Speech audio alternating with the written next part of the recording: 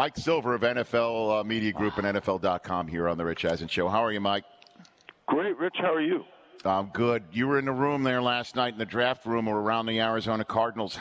What happened with Josh Rosen last night, to the best of your ability and knowledge here?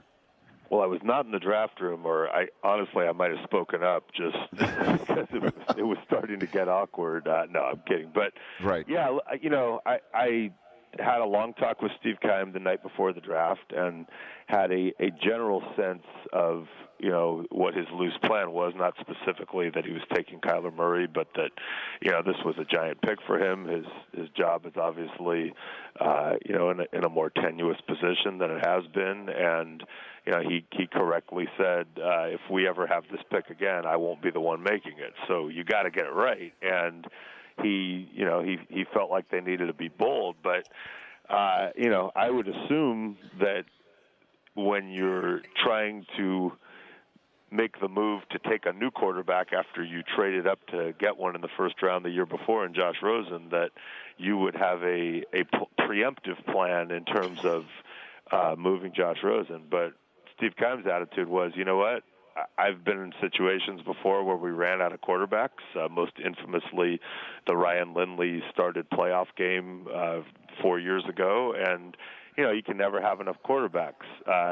That's an interesting theory, but we can get into it. The potential for awkwardness and strain, if these are the two quarterbacks you have on your roster going into the season, is very, very high. And people around the league were surprised all the way up until the draft that the Cardinals were not more actively trying to plot a Rosen trade, and the strategy of, well, we'll just draft Murray and wait for someone to come to us has not worked thus far. You saw the Giants and Washington go get their guys.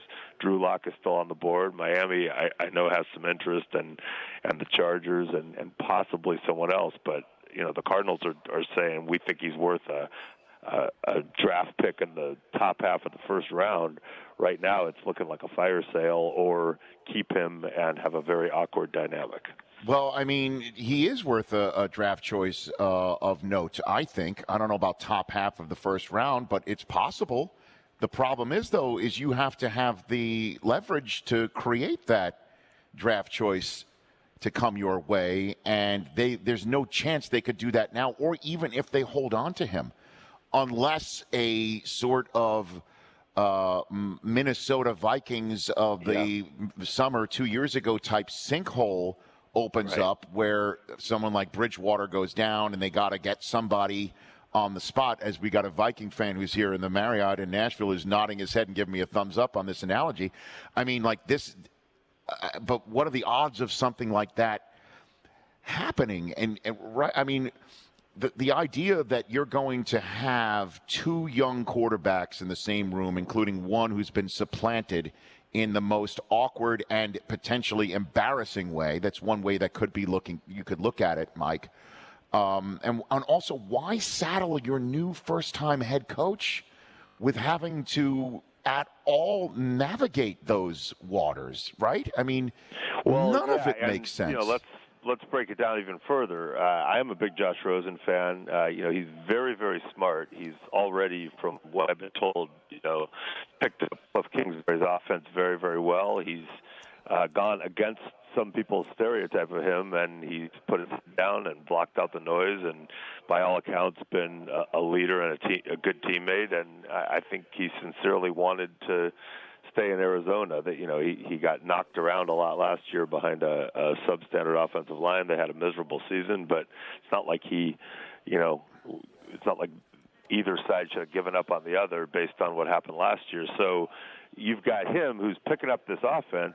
Kyler Murray is a guy who, like any young quarterback who comes from college, is going to have to figure it out on the fly. So I would say Rosen has a huge edge in that department. And then personality-wise, Rosen may not be he may not be Peyton Manning, suck the air out of the room, but he's got more juice to him in terms of extroverted personality than, by all accounts, Kyler Murray does, who is much more of a, reactive kind of passive personality. Obviously, a dynamic player, and has a chance to be great. But if you put those, you put all that together, and then, throw in the fact that Josh Rosen is understandably upset. And look, not just because I do think he rationally understands the business part of it, but the handling of it, again, has not been great. You had, the team, you had Kingsbury and Keim and the Cardinals,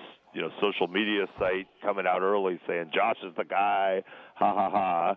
Then it was the worst kept secret in football that they were locked in on Murray. And if you can't keep that secret, then you might as well, try to start shopping him and as you said, using what leverage you have that will eventually disappear.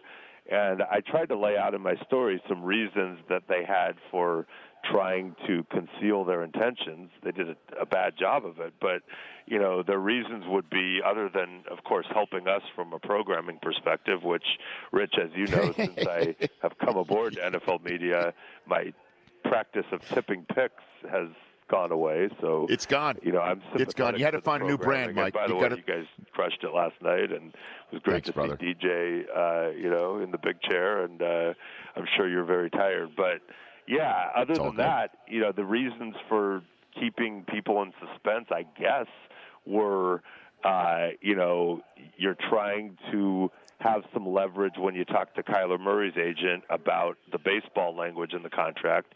And my understanding is that they came to a philosophical agreement on that, though they did not sign a contract, which they would have been allowed to do and literally get the language done. So in theory, they're okay there. And then, the other reason would be you're hoping somebody's going to just blow doors with an incredible offer that you are willing to trade out of.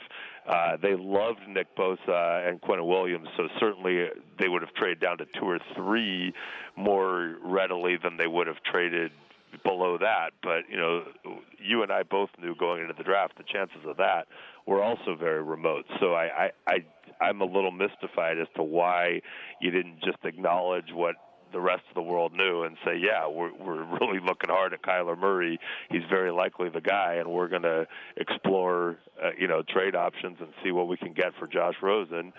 Nothing personal. Last one for you, Mike Silver. In the minute I have left with you, your bags are packed. You are literally on Rosen watch. Do you think you hop a flight today to go to Rosen's new digs? What do you think? That is a great question, and it's a metric between me, our great travel agent at NFL Network, people in charge of my schedule, and Steve Keim, possibly Chris Greer, Tom Telesco, and other interested parties. I would imagine, in all likelihood, once I get on the tarmac, heading somewhere on an airplane is when the deal will go down, and it will probably be Miami because that's as far away from Arizona or California as possible. But that's great, man.